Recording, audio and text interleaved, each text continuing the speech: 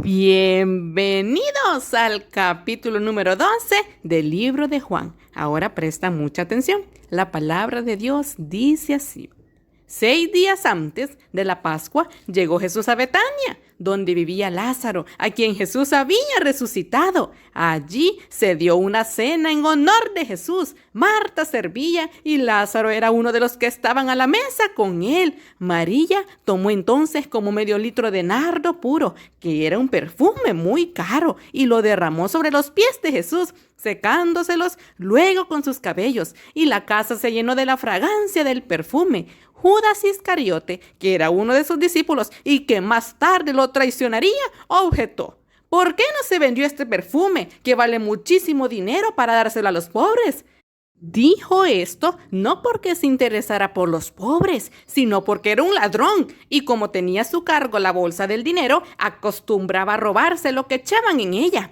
Déjala en paz, respondió Jesús. Ella ha estado guardando este perfume para el día de mi sepultura. A los pobres siempre los tendrán con ustedes, pero a mí no siempre me tendrán. Mientras tanto, muchos de los judíos se enteraron de que Jesús estaba allí y fueron a ver no solo a Jesús, sino también a Lázaro, a quien Jesús había resucitado. Entonces, los jefes de los sacerdotes resolvieron matar también a Lázaro, pues por su causa muchos se apartaban de los judíos y creían en Jesús. Al día siguiente, muchos de los que habían ido a la fiesta se enteraron de que Jesús se dirigía a Jerusalén. Tomaron ramas de palma y salieron a recibirlo, gritando a voz en cuello: ¡Hosana! Bendito el que viene en el nombre del Señor, bendito el Rey de Israel. Jesús encontró un burrito y se montó en él, como dice la Escritura. No temas, oh hija de Sión, mira que aquí viene tu rey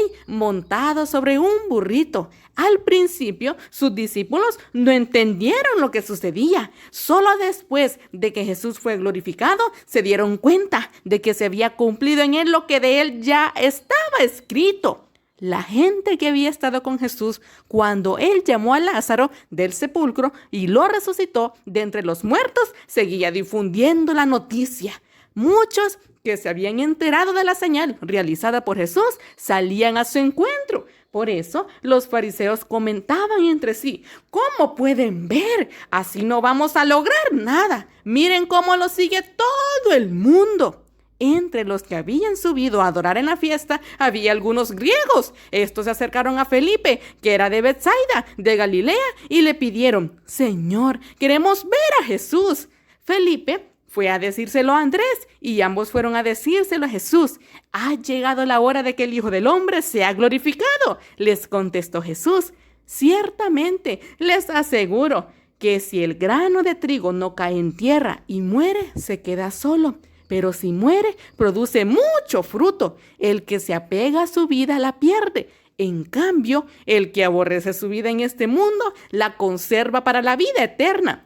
Quien quiera servirme, debe seguirme, y donde yo esté, allí también estará mi siervo. A quien me sirva, mi Padre lo honrará. Ahora todo mi ser está angustiado. ¿Y acaso voy a decir: Padre, sálvame de esta hora difícil?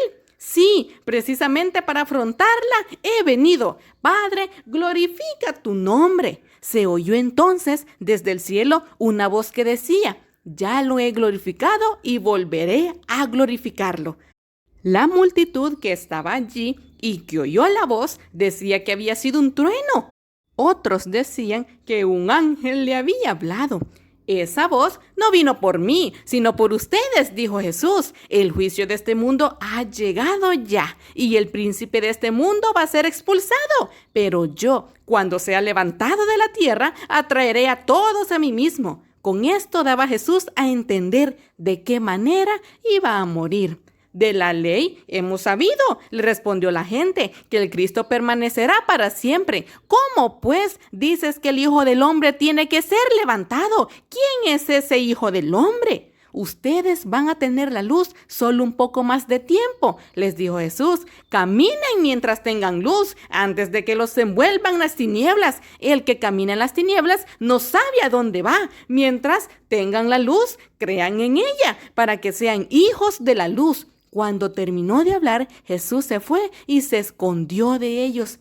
A pesar de haber hecho Jesús todas estas señales en presencia de ellos, todavía no creían en él. Así se cumplió lo dicho por el profeta Isaías. Señor, ¿quién ha creído a nuestro mensaje? ¿Y a quién se le ha revelado el poder del Señor? Por eso no podían creer, pues también había dicho Isaías: les ha cegado los ojos y endurecido el corazón, para que no vean con los ojos, ni entiendan con el corazón, ni se conviertan, y yo los sane.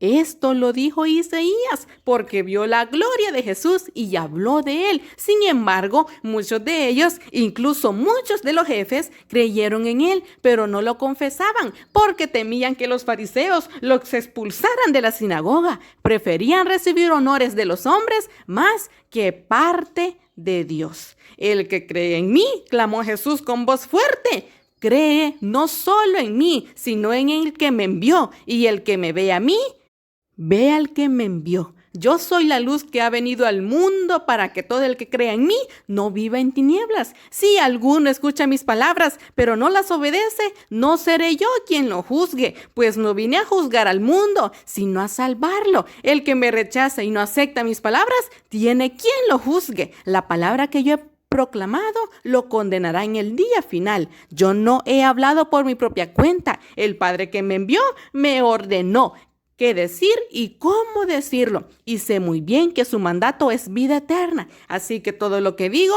es lo que el Padre me ha ordenado decir. Ahora, amiguito, cierra tus ojitos y junta tus manitas. Vamos a orar.